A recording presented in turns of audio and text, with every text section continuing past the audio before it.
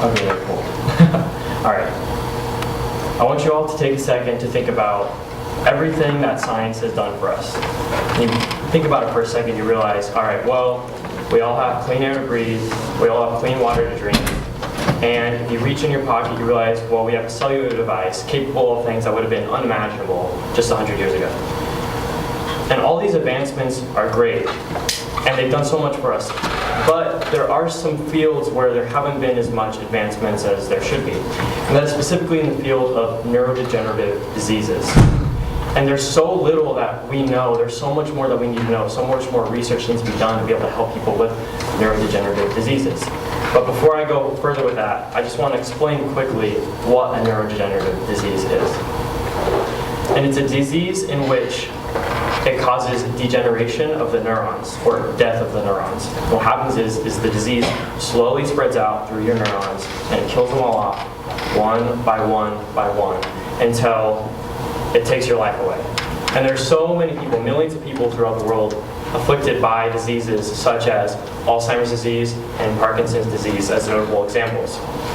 And these diseases are so horrible, yet there are no cures for them, and all the treatments only slow the progression of the diseases.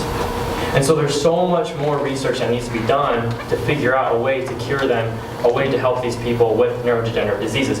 But just to really show you how much more research needs to be done, I want to provide an example in Alzheimer's disease. So in Alzheimer's disease, it's caused by a protein called tau. And what tau does in Alzheimer's patients is it aggregates together to form these fibers. And these fibers propagate throughout the neurons, and it clogs them and kills them. But it was only about a month ago that there was a paper released showing the structure that tau adopts in these fibers. Right? Think about it for a second. We have mapped the entire human genome, we've put people on the moon, and we've even detected gravitational waves. Yet it was only about a month ago that we realized the structure of a protein and a fiber for a horrible disease. I find that pretty astonishing, and that really goes to show that there's so much more work that needs to be done in this field. And my project specifically focuses on Alzheimer's disease and tau protein, and in that field, no one really knows how the fibers propagate throughout the brain. But there is a hypothesis to it, and it's called the seeding hypothesis. But before I explain a little bit more about that, I just want to tell you guys in very general terms what seeding is. It's actually common all throughout nature. For example, you can have like a dust particle, and you have water molecules that aggregate around that dust particle, and then eventually the water will be attracted to the dust particle and form a raindrop. So it essentially starts with a base unit, a seed, and then you have a bunch of things that grow off of it to grow into a very large piece of matter. And if we move that back over to the tau and Alzheimer's field and look at seeding in Alzheimer's and tau, what you have is you have your little base scaffold, this little fiber right here, and you can take, what you can do is you can take diseased fiber from the brain of mice, and you can use it as a seed. And when you plant that seed with a bunch of individual tau proteins, right, they're not fibers, they're just individual tau proteins floating in solution, they will be naive, and they'll just be attracted to this diseased fiber piece that you used as a seed. And then it grows along it, and it forms a fiber.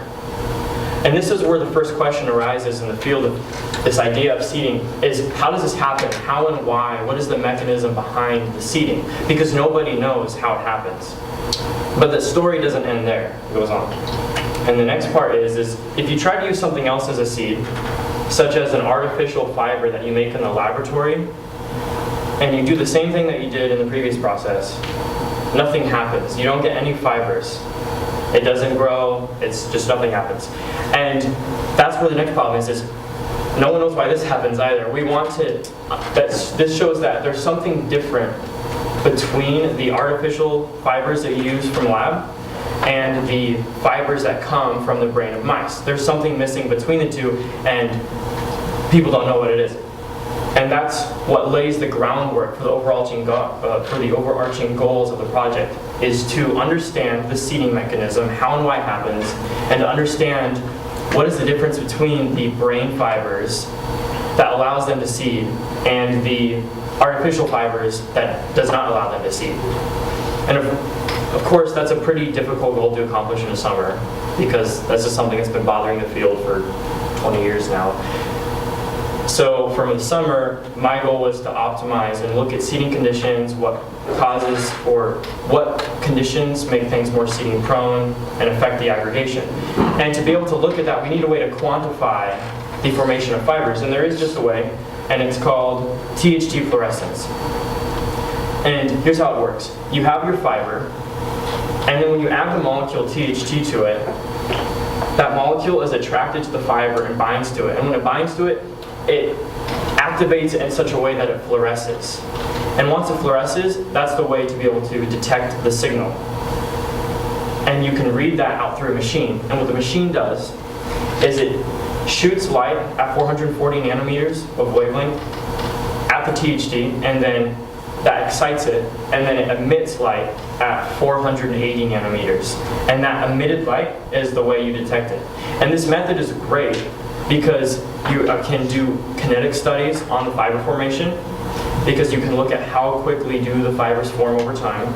And then you can also look at how many fibers you get in general, because the amount of fluorescence that you have from the fibers tells you how much, or the amount of fluorescence you have from the THT tells you how many fibers you have. So let's see what this looks like in action.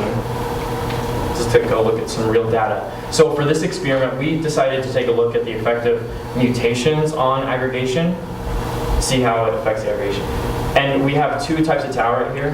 The first one is wild type tau. And all wild type means is it's the natural occurring form of tau that you find from a human brain. Nothing changed, nothing mutated, nothing altered. But the other one is P301L tau, which is a mutation, and I'm going to explain what that means. So the 301 part just means the 301st amino acid in the protein amino acid sequence. And it was originally a P for proline, and it was mutated into an L for leucine. So that's what the mutation is. And that mutation is important because it's actually one of the most common mutations found in patients with neurodegenerative diseases. So the two main things that I really want you to pay attention to for the graph is that if you look at the slope of the P301L tau curve, it is much greater than that of the wild type tau, which means that the fibers are forming much faster. The other main thing I want you to pay attention to is if you look at the height of the wild type tau curve, and then you look at the height of the P301L tau curve, the P301L one is slightly higher than the wild type, which, as a reminder, the fluorescence tells you how many fibers you get. So the y-axis tells you that. So since it's higher, we know then that there's a bit more fiber formation, more aggregation.